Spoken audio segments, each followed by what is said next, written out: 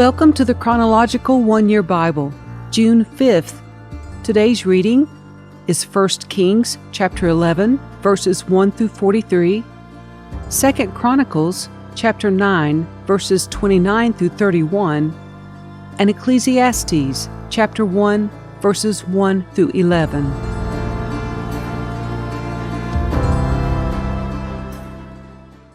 Now King Solomon loved many foreign women. Besides Pharaoh's daughter, he married women from Moab, Ammon, Edom, Sidon, and from among the Hittites. The Lord had clearly instructed the people of Israel, "You must not marry them, because they will turn your hearts to their gods." Yet Solomon insisted on loving them anyway. He had 700 wives of royal birth and 300 concubines, and in fact, they did turn his heart away from the Lord. In Solomon's old age, they turned his heart to worship other gods instead of being completely faithful to the Lord his God, as his father David had been. Solomon worshipped Ashtoreth, the goddess of the Sidonians, and Moloch, the detestable god of the Ammonites. In this way, Solomon did what was evil in the Lord's sight. He refused to follow the Lord completely as his father David had done.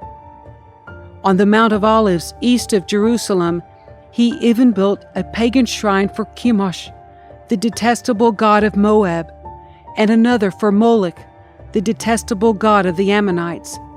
Solomon built such shrines for all his foreign wives to use for burning incense and sacrificing to their gods. The Lord was very angry with Solomon, for his heart had turned away from the Lord, the God of Israel, who had appeared to him twice. He had warned Solomon specifically about worshiping other gods, but Solomon did not listen to the Lord's command. So now the Lord said to him, "Since you have not kept my covenant and have disobeyed my decrees, I will surely tear the kingdom away from you and give it to one of your servants. But for the sake of your father David, I will not do this while you are still alive. I will take the kingdom away from your son, and even so I will not take away the entire kingdom. I will let him be king of one tribe, for the sake of my servant David, and for the sake of Jerusalem, my chosen city." Then the Lord raised up Hadad, the Edomite, a member of Edom's royal family, to be Solomon's adversary. Years before, David had defeated Edom. Joab, his army commander, had stayed to bury some of the Israelite soldiers who had died in battle. While there, they killed every male in Edom.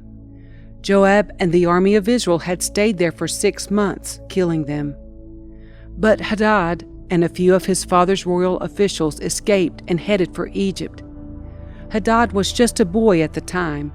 They set out from Midian and went to Paran, where others joined them. Then they traveled to Egypt and went to Pharaoh, who gave them a home, food, and some land. Pharaoh grew very fond of Hadad, and he gave him his wife's sister in marriage, the sister of Queen Tahpenes. She bore him a son named Genubat. Tahpenes raised him in Pharaoh's palace among Pharaoh's own sons. When the news reached Hadad in Egypt that David and his commander Joab were both dead, he said to Pharaoh, "Let me return to my own country." "Why?" Pharaoh asked him. "What do you lack here that makes you want to go home?"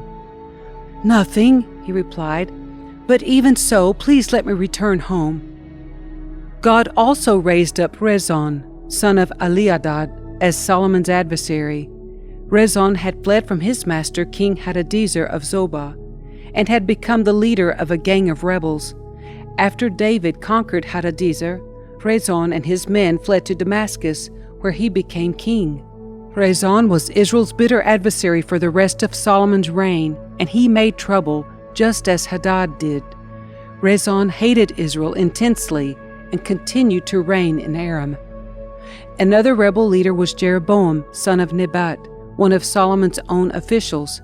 He came from the town of Zerdah in Ephraim, and his mother was Zeruah, a widow. This is the story behind his rebellion. Solomon was rebuilding the supporting terraces and repairing the walls of the city of his father David. Jeroboam was a very capable young man, and when Solomon saw how industrious he was, he put him in charge of the labor force from the tribes of Ephraim and Manasseh, the descendants of Joseph. One day, as Jeroboam was leaving Jerusalem, the prophet Ahijah from Shiloh met him along the way. Ahijah was wearing a new cloak. The two of them were alone in a field, and Ahijah took hold of the new cloak he was wearing and tore it into 12 pieces.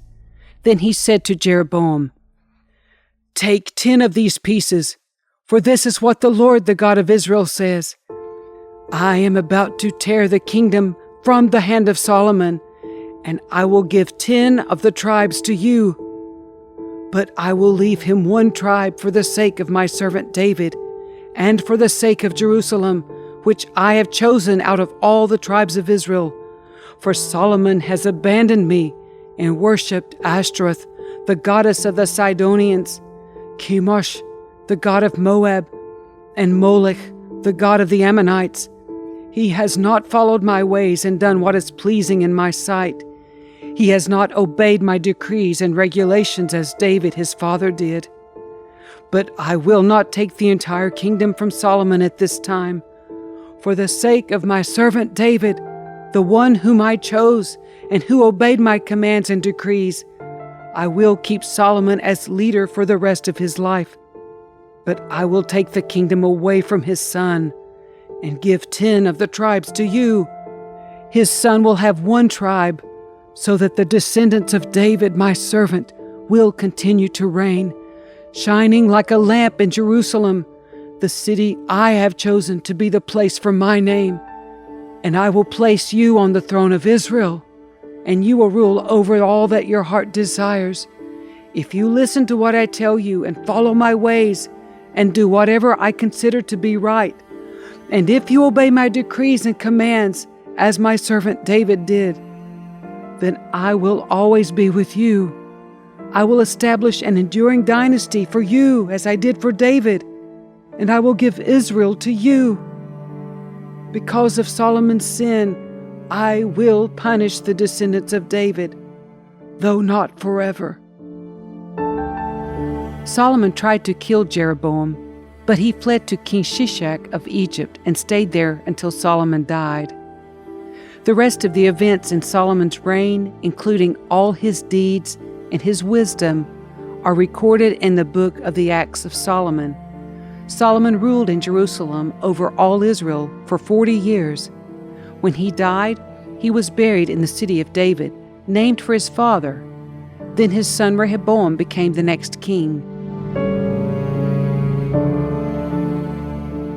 The rest of the events of Solomon's reign, from beginning to end, are recorded in the record of Nathan the prophet and the prophecy of Ahijah from Shiloh, and also in the visions of Iddo the seer concerning Jeroboam son of Nebat. Solomon ruled in Jerusalem over all Israel for 40 years. When he died, he was buried in the city of David, named for his father. Then his son, Rehoboam, became the next king.